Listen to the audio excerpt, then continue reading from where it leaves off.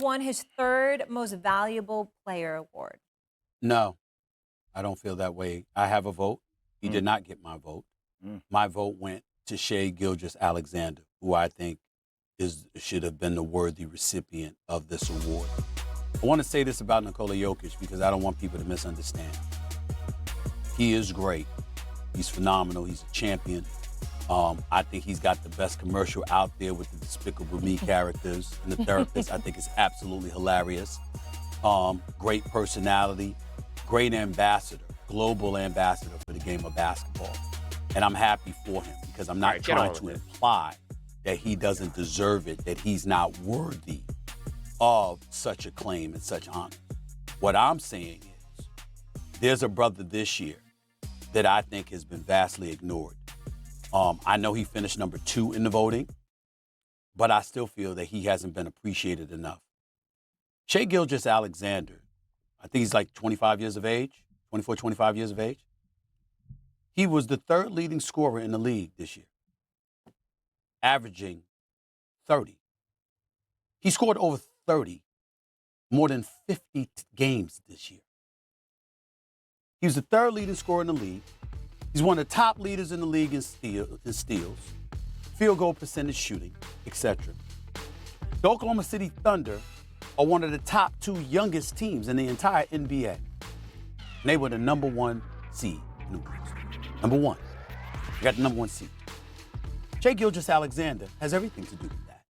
And when you consider his youth, when you consider what the fake accounts reminded us of the other day when Danilo Gallinari and Shai Gilgeous-Alexander, along with 6 first-round picks, were traded in order for them, the Clippers, to acquire Paul George. And you see what this brother is doing on the basketball court. We know about the greatness of Jokic. We know that. Okay, so let's talk about this. I really agree 100%, although Stephen A is taking forever to get to the point. He's like, Jokic is a good guy and this, that. That has nothing to do with anything right now. Let's be very clear. That has nothing to do with anything. Here's the problem. And we talked about this the other day. The NBA and the media seemingly only care about the bigger markets.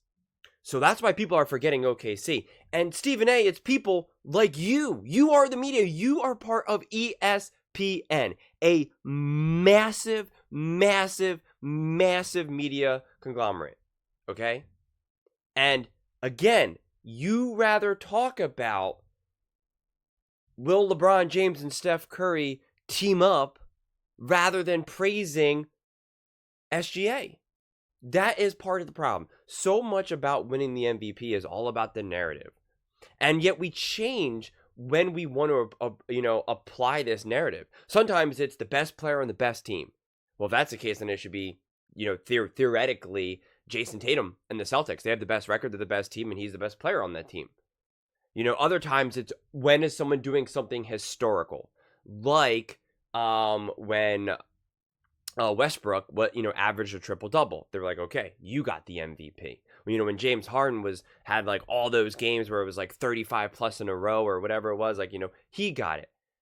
And sometimes it's just when you're dominant and your team is dominant and you're just like, all right, well, we got to give it to you, right? Let's give it to Steph. Let's give it to LeBron. All of these types of things. And yet when we don't have this strong narrative surrounding a team or a player, it's like, who's it going to go to? People were talking about Luka. Like, it was going to go to Embiid before he got injured because he was doing something historical at that point. But then he got injured, of course. And so everyone just said, oh, it's going to go to Jokic. And this is where what LeBron said was correct in terms of years ago when he said, is there a difference between the MVP and the best player? And it is an interesting question. A lot of people, threw shade at LeBron, and understandably so, because, I don't know if it was like the best time to say something like that. But the point is well taken. Is the award for the best player or the most valuable player? And again, it's like to think that LeBron James or Kobe Bryant or Shaq or, Jordan, that these guys don't have 20 MVP awards, right? We already know that means that this award is clearly flawed. Whether you think LeBron is the GOAT or Jordan is the GOAT, they both don't have enough MVPs. They both should literally have like 15 MVPs. So it's a weird award, and that's why I don't really care about these awards. I really don't, from the bottom of my heart. I really don't. I think it's all nonsense. Who cares? It's random media people voting. People like Stephen A. It just doesn't matter to me. The way how these awards should be voted for is like it should be probably present and ex players, and maybe if you want to do ex players, it shouldn't even be like forever ex players. It should be just like, again, something maybe more arbitrary, like the most recently 50 retired players, so that it's like constantly being like a new pool of people, keeping it relevant too, so it's not just the old people, Shaq and Barkley voting. It could just be the more recent people who are actually know these players, rather than just random biased media members. So I think SGA should have won, because to me, OKC is unbelievable. What they are doing is historical, being so young and having the success that they are having. He is the massive reason for that. Don't get me wrong, he has other players around him, which is great, but not as good as SGA. He doesn't have a Jamal Murray. He doesn't have, and if he does, that version of Jamal Murray is like 22 years old, 21 years old, a rookie, whatever. Like, obviously having Chet is nice, and, Isaiah Joe and some of these other pieces. I'm not going to act like this is just a bunch of scrubs. Like, this is Iverson leading the Sixers into the playoffs here. That's not what SGA is doing, but he's still the piece that's connecting everything together. Not unlike everyone said about Jokic in previous years. But now you're also adding in the youth of not only SGA, but that entire team. And, he's been a top player in every category, and they're the number one seed. So it's just, we get so upset. People get so obsessed with these random narratives, random stories, random players. It's like they just need to feel that they need to grab onto someone. It's either got to be Steph Curry, LeBron James, Jokic. Like they just need something to grab onto, and they're afraid that if we talk about how great Jokic is one year, and then the following year we now talk about how great SGA is, Anthony Edwards. It's like they fear that, like, well, now we've lost whatever made Jokic special, and now we can't ride that wave. Like, it's very similar. Hopefully you can follow this analogy with me. It's like when there's a tragedy or something bad happening in the news.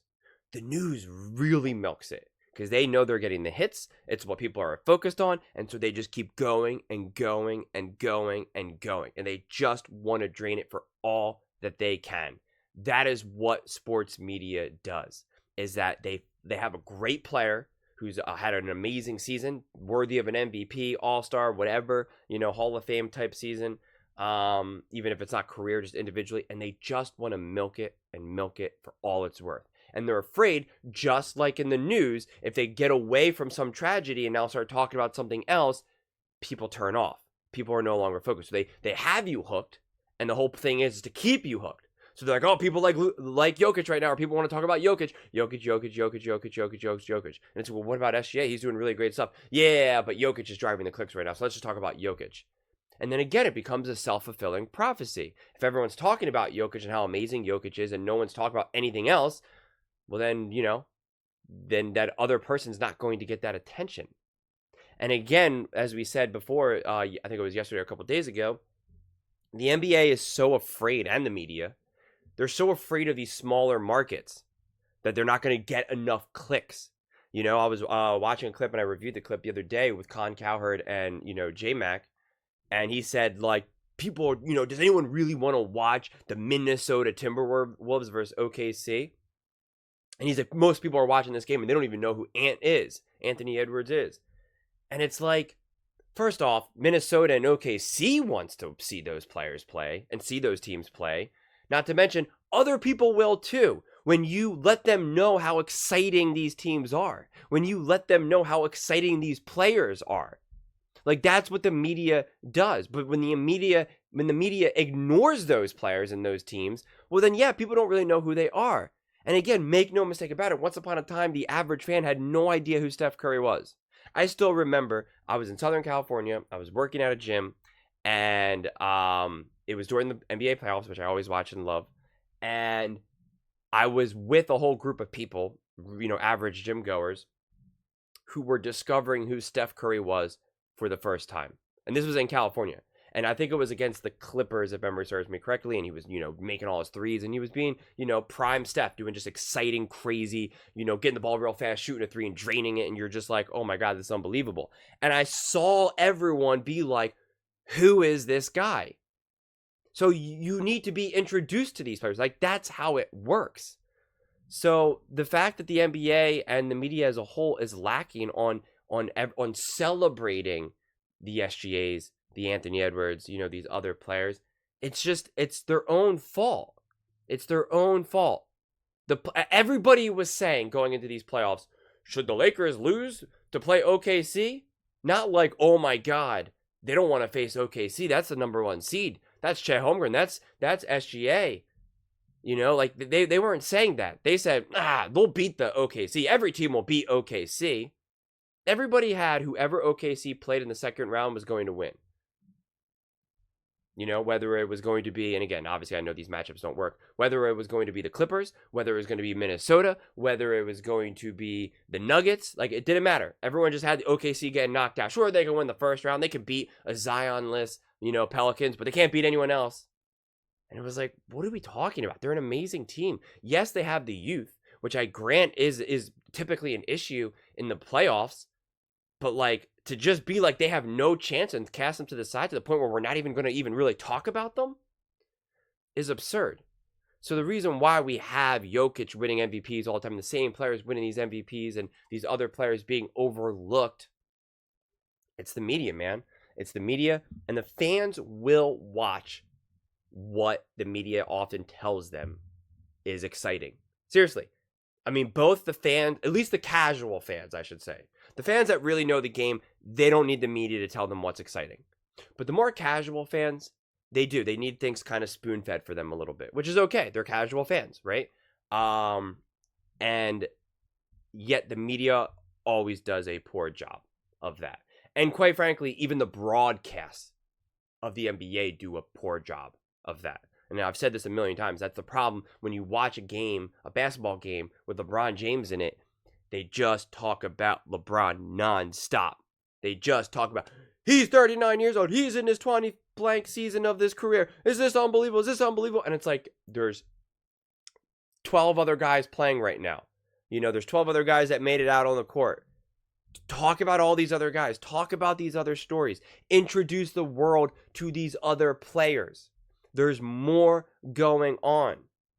I mean, when you watch the Nuggets in the playoffs, it's like all they want to talk about is Jokic. And they talk about, at least Reggie Miller did a good job. He emphasized that it was the Minnesota Timberwolves that were making this happen and not that the Nuggets were failing. But then when you turn on the TV and you watch the media, they say, what is happening to the Nuggets? Are the Nuggets not as good as we thought they were? What about Jokic? And it's like, you guys have this all backwards. This is all about what the Minnesota Timberwolves are doing to the Nuggets. And it's the same thing with SGA and OKC. I said before that series even started that OKC was going to beat the Dallas Mavs. And now what happened this next game? After that first game, everyone talked about, is Luka okay? Is he injured? Is he tired? Not look what OKC did. Look how OKC beat the Nuggets. Oh God, I keep messing up everyone's names. The Dallas Mavericks.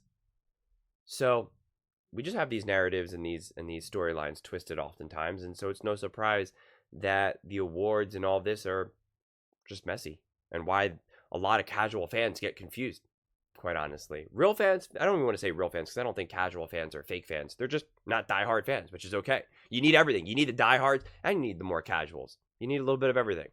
But those are just my thoughts. I would absolutely love to hear yours. What do you all think? Do you think Jokic should have won his third MVP? Or do you think SGA should have? And if it was SGA's MVP to win, why do you think he didn't get it? Let me know in the comments below. I read every single comment, so whether you agree with me or disagree with me, either way, let's get in some discussions, let's get in some fights, But ultimately, let's just have some fun. And please do consider subscribing. We are building an amazing community here, and I would absolutely love to see you part of it. I want to build something that we all genuinely feel connected to, something that we're really excited to be part of. I think we're well on our way to doing it. And please don't forget to give this video a thumbs up, as it really does help with the visibility and the algorithm. Thank you so much. See you next time.